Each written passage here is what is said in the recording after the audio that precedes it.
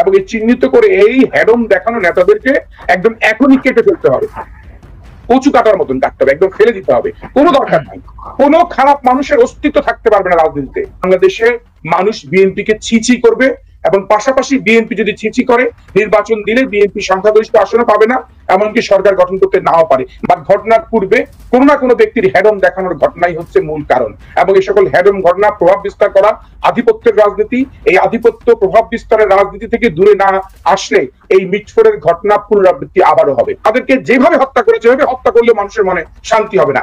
যে হত্যা করেছে তাকে যদি স্বভাবে হত্যা করা হয় তাও মনে হয় যেন আমাদের মন ভরবে না, কারণ এই দৃশ্য দেখার পরে কারো মন ভরার কথা না। তার কারো মনের মধ্যে, মানুষের মনের মধ্যে যে কষ্টটা ঢুকেছে, যে দুঃখটা ঢুকেছে, সেই দুঃখ এবং কষ্ট নিয়ে আমরা যারা রাজনীতি করি তারা সেই দুঃখ এবং কষ্টের মধ্যে কাটা খাই লবণ ছিটানোর মতো অবস্থা। আপনি দেখেছেন যে মিটফোর্ড হাসপাতালের সামনে কিভাবে দিবালোকে, প্রকাশ্য দিবালোকে এত এত জনগণের সামনেই একজন লোককে পিটিয়ে মেরে ফেলা হলো, এবং সেই লাশের উপর নৃত্য করা হলো, পাথর দিয়ে তাকে মারা হলো এবং মৃত্যু নিশ্চিত করা হলো।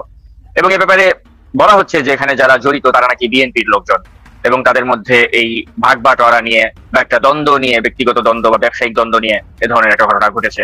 আবার কেউ কেউ বলছে যে এখানে হয়তো গোয়েন্দা সংস্থার একটা অপতৎপরতা ছিল। তো অনেকেই নানাভাবে এই বিষয়টাকে বিশ্লেষণ করার চেষ্টা করছে। তো আমি আপনাকে জানতে চাই যে আসলে এই ঘটনাটা কি আসলে একটা ষড়যন্ত্র, নাকি এই বিভৎসতাটা আসলে একদিক দিয়ে প্রমাণ করছে যে আমাদের মানুষগুলো তারা দিন দিন নৃশংস হয়ে উঠছে, বিভৎস হয়ে উঠছে, এবং আমরা আসলে মানে মানুষগুলো আর মানুষ হিসেবে থাকছি না। ওই একটা কথা, একটা সিনেমার নাম ছিল না যে আবার তোরা মানুষ হ, আমাদের কি ওই অবস্থা হয়ে গেল যে আমাদেরকে আবার নতুন করে মানুষ হতে হবে, না কি? মানে এই জাতির আসলে কি ঘটছে যে একটা স্বৈরাচারী, একটা ফ্যাসিবাদী সরকারের পতনের পর একটা রাইট ডিরেকশন আমাদের যাওয়ার যে কথা ছিল, কিন্তু মনে হচ্ছে যেন দিন দিন আমরা আবার সেই উল্টো পথে হাঁটতে শুরু করেছি। তো এই মিটফোর্ডের ঘটনার প্রেক্ষিতে আপনি এই বিষয়গুলোকে কিভাবে ব্যাখ্যা করবেন?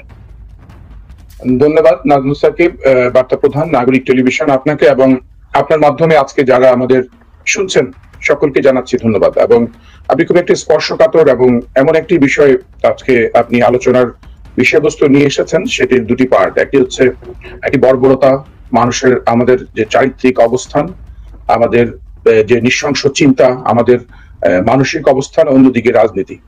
আমরা সবসময় যে কোনো ঘটনার মধ্যেই আমরা একটা রাজনীতি নিয়ে আসতে চাই এবং রাজনীতির আবর্তে আমরা রাখতে চাই, এবং এই কারণে আমরা রাখতে চাই যাতে ঘটনার প্রবাহ বিভিন্ন দিকে আমরা মোড় ঘুরানোর জন্য আমরা চেষ্টা করি। আপনি দেখেন, আমি যখন মিটফোর্ডের এই ঘটনাটি আমি কিন্তু দেখতে পাচ্ছিলাম না, মানে দেখার সে সাহস আমি পাচ্ছিলাম না। যতবার দেখতে যাই আবার বন্ধ করে দিই, যতবার দেখতে যাই আবার বন্ধ করে দিই। শুধু দেখছিলাম যেখানে আরেকটি ভিডিও একটু আবছা করা, সেটা একটু দেখার চেষ্টা করছিলাম। কিন্তু আমি যখনই দেখি আমি কেন যেন একটা ট্রমার মধ্যে চলে যাই, মনে হয় যেন আমার বুকের মধ্যে পাথর দিয়ে কেউ মারছে। এইভাবে পাথর উপরে উপরে, পাথর ছুঁড়ে মারা না, কিন্তু পাথর মারা বলতে এই বড় একটা বৃহৎ একটা বড় পাটকেল বা একটা পাথর মানে মেরে মেরে একটা মানুষের মৃত্যু নিশ্চিত করা, এবং মৃত্যুর পরে সেই মানুষটার উপরে বর্বর ভাবে নাচা, উৎসাহ করা।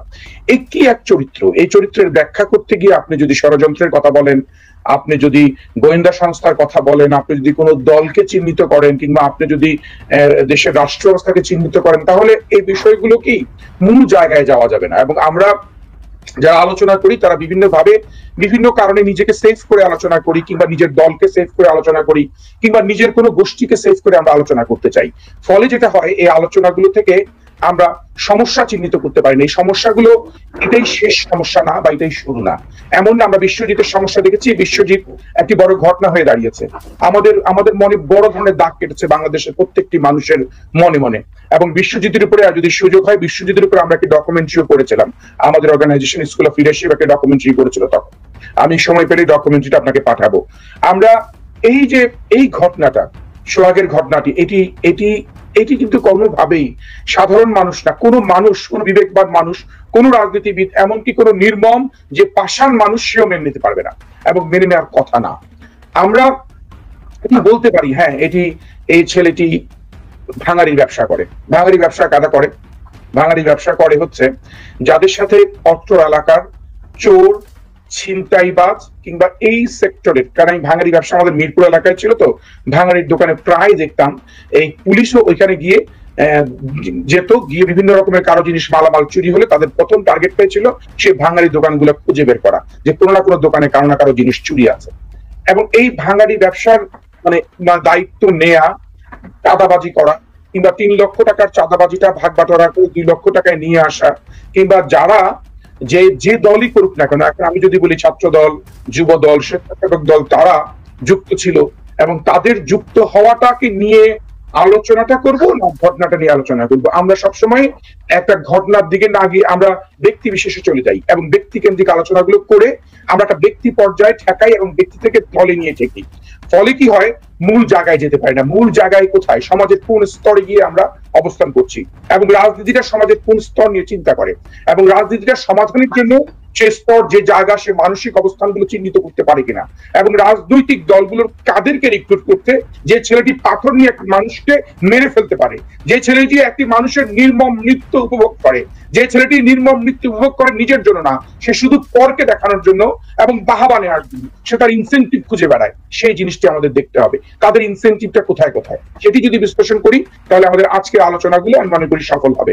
আর সেটি যদি বিশ্লেষণ না করি তাহলে আমরা বলতেই পারি না এটি একটি নিছক ষড়যন্ত্র, যে ষড়যন্ত্রের সাথে বাংলাদেশের রাষ্ট্র কাঠামো জড়িত, কিংবা বাংলাদেশের গোয়েন্দা সংস্থা জড়িত। হয়তো গোয়েন্দা তার কানে কানে গিয়ে বলে দিয়েছে যে ভাই দিবালোকে খুন করো, খুন করলে এমন একটি পরিস্থিতি সৃষ্টি হবে যে পরিস্থিতিতে বিএনপিকে একটি নাজুক অবস্থায় নিয়ে যাওয়া যাবে, এবং বিএনপি নাজুক অবস্থায় যদি যায় তাহলে বাংলাদেশে মানুষ বিএনপিকে ছিছি করবে, এবং পাশাপাশি বিএনপি যদি ছিছি করে নির্বাচন দিলে বিএনপি সংখ্যাগরিষ্ঠ আসন পাবে না, এমনকি সরকার গঠন করতে নাও পারে। মানে এইটাই তো উদ্দেশ্য থাকে যদি আমরা এই মর্মে কথা বলি, মানে এই মর্মে যদি এই লাইনে এই অ্যাকশন অফ মানে স্ট্র্যাটেজিতে আমরা যদি চলতে চাই তাহলে আমাদের এটি হচ্ছে মূল ব্যাখ্যা। এবং যারা এই ব্যাখ্যাগুলো দিতে চায় তাদেরও মানসিক সমস্যা আমি মনে করি চিহ্নিত করতে হবে, কারণ তারা শাক দিয়ে মাছ ঢাকা যায় না। আপনি অপরাধ হয়েছে, ওই ছেলেটি ওই একটি ছাত্র দলের কর্মী, একটা যুব দলের কর্মী মানে বিএনপি না।